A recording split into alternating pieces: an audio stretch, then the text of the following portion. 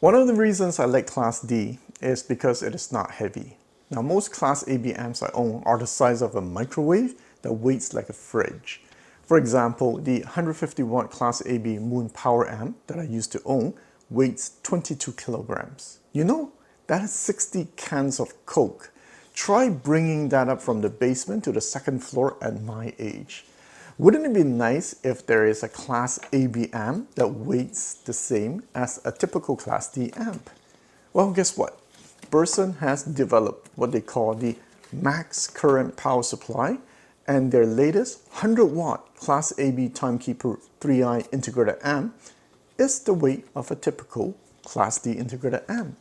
Yes, you can lift it without needing to visit a chiropractor after, and it is so compact that you can sneak it past your significant other into the house.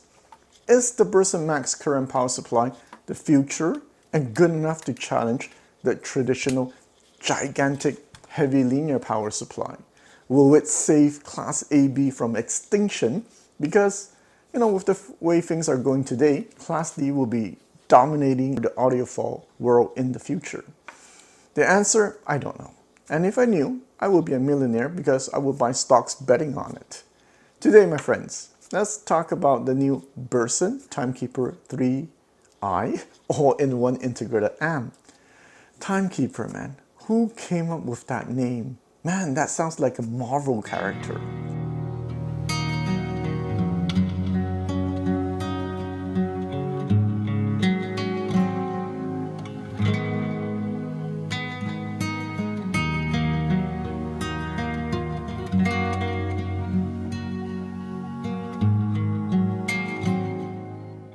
Burson is an Australian company and they are known for three things. First, the max current power supply. Second, they make high quality op amps. And third, they have really cool looking casing that is excellent for dissipating heat. This new Burson Timekeeper 3i, just like most other Burson products, has all these three elements. The unit comes with a high-end DAC. It comes with 4 Burson top-of-the-line red Vivid op amps, which I'll come back later.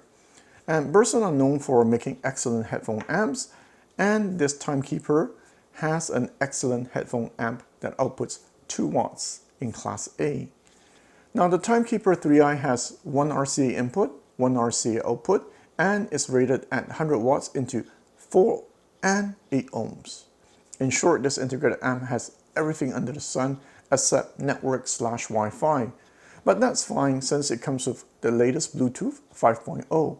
Oh, kudos to whoever came up with the design of the optional stand. It not only helps with heat dissipation, but also with space saving. Now, priced at over $2,200 USD, you are buying a high quality all-in-one integrated amp. Now, how does it sound? For those who don't like the Class D sound, good news. There is no dip in the upper mid-range, nor does it have a hint of dryness, which you would find in most Class D amps, especially the budget ones. It does have true Class AB sound. This is a very revealing amp. Top end is a bit tilted up, which makes it airy, detailed, and precise. Mid-range reminds me a bit of the Yamaha AS2200, where you have a slight bump in the upper mid-range. The difference is that the bump is not as strong, and the upper mids are a bit smoother. But compared to the Yamaha, it has less texture in the upper mid-range. The mid-range has body and the overall presentation is warm. Bass is strong, quick, and dynamic. If your system is set up right, you will hear layers and layers of information emerging from a dark background. As my friend Mr. Vintage said, it has everything. There is nothing to criticize. Now, I have 4 of my audiophile friends help me evaluate this unit at their place. Mr. Quad, I call him that because he owns a pair of Quad. Mr. Vintage, well, since he mostly plays with vintage gear now. Russ, he owns very efficient speakers such as Zoo, Omega, and Klipsch. Finally, Mark, who also helped, he owns a pair of Klipsch Forte 3. You know what? I should have given Russ and Mark nicknames. It's way cooler that way. Now, before I talk about the strength of this amp, let's go over the negative first. First, although the remote looks really modern, simple, and clean, it has no power button. What the hell? Having said that, you can enable a feature to auto shut down after 20 minutes of inactivity. Second, it needs at least 150 hours of break-in, maybe more. You see, the first pre-production unit I got, I actually emailed Burson and said, hey, if the top end glare does not go away, I am sending it back. Sorry. Now, the second final production unit I got, same thing. At least 150 hours of break-in before the top end glare goes away. And the last time I had to do some serious break-in was actually also with the Yamaha AS2200. Usually it does not take that long. Now the third thing, as I said, the top end is quite lively. So if your room is not treated, you might want to avoid using bright speakers with it. Focal 1008B in my room is just okay, but keep in mind I have a fully treated room and I like bright speakers and forward presentation. It does have a setting to roll off the top end a bit if you find the amp too lively. Finally, which is the most important. Now, remember everything I said about how the amp sounds? Mr. Quad did not hear any of that with his Quad 2905. For him, it was not dynamic, soundstage was small, not airy. It just didn't work for him.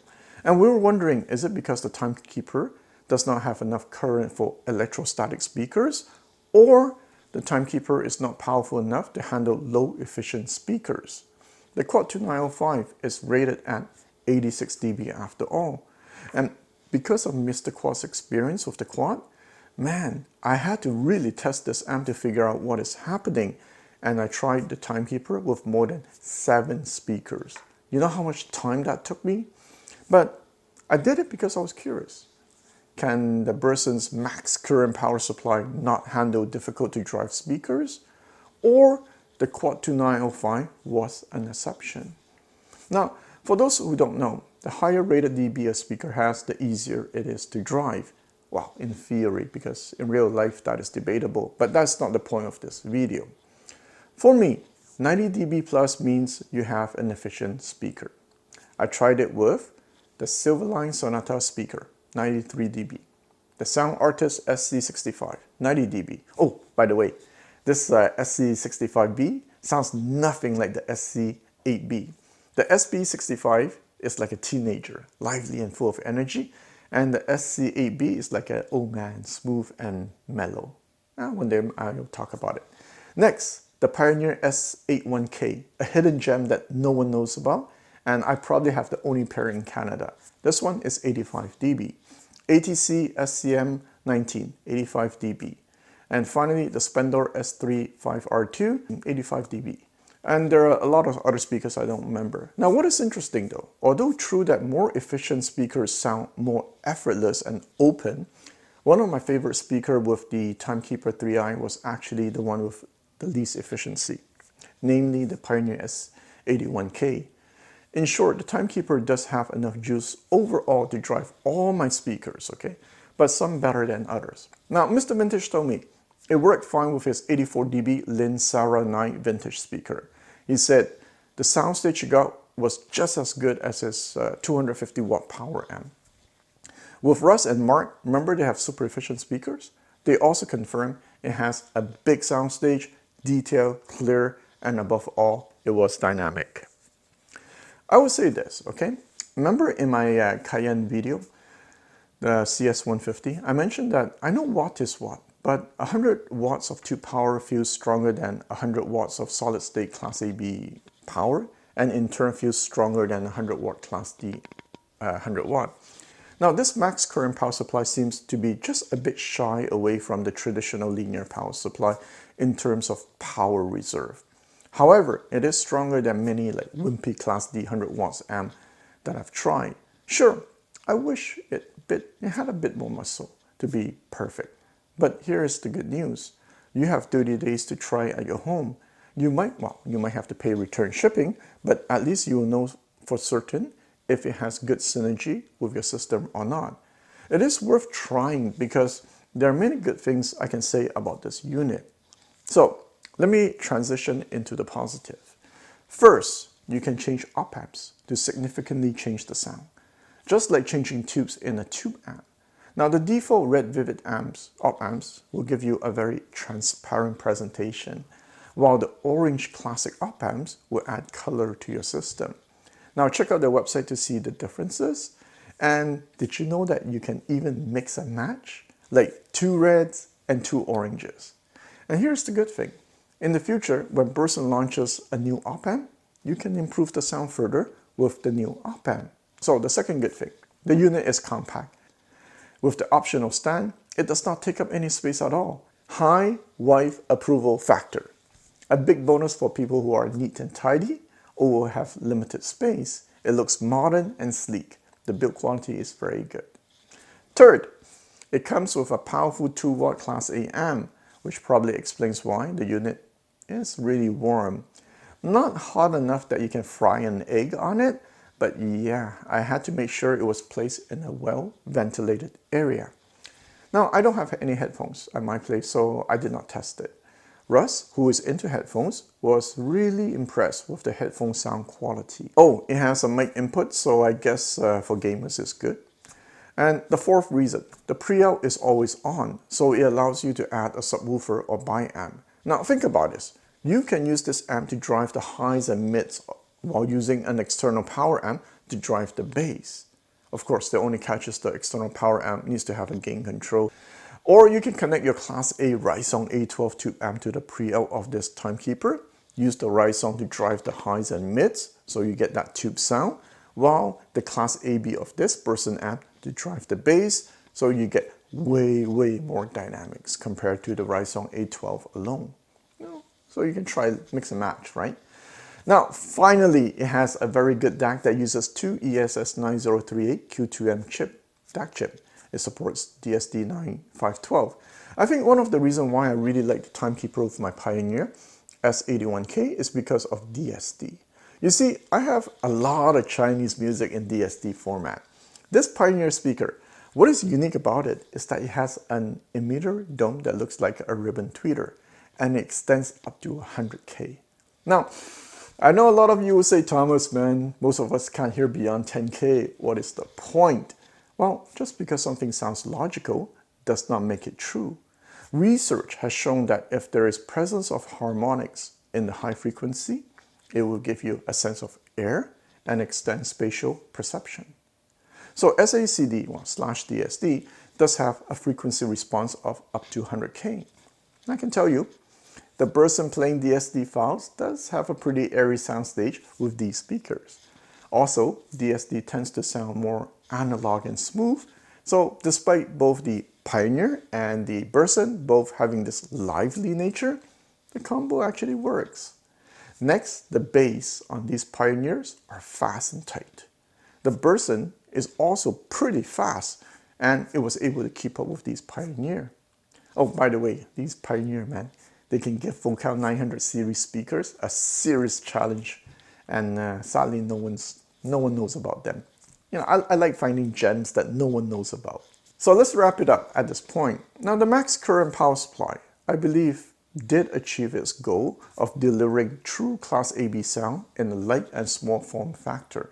Sure, it might not have the same muscle as my gigantic amp that weighs a ton, but I would say it's good enough, especially if you have somewhat efficient speakers. I know good enough does not sound impressive, but if you take a moment and think about it, it is impressive because of its size. Now, who is this for? For audiophiles who don't have a large room, who don't want multiple devices, who spends a lot of time in front of their desk, who spends as much time with headphones as well as speakers, who don't want the Class D sound, right? That's the most important. Who don't want cables everywhere, like spaghetti, and who don't want to deal with system synergy. But above all, looking for a lively forward presentation. If that's the case, this is a fantastic solution for you. Now, between you and me, you can tell your significant other you pay $300 for it because it is so small and you probably get away with it. Maybe I should stop giving people bad advice. One good advice I can give you is whenever you purchase something expensive and can't audition it beforehand, choose a company that has a good return policy, well, like Burson. So with that said, yeah, I think that's about it. All right, guys, I'll see you next time.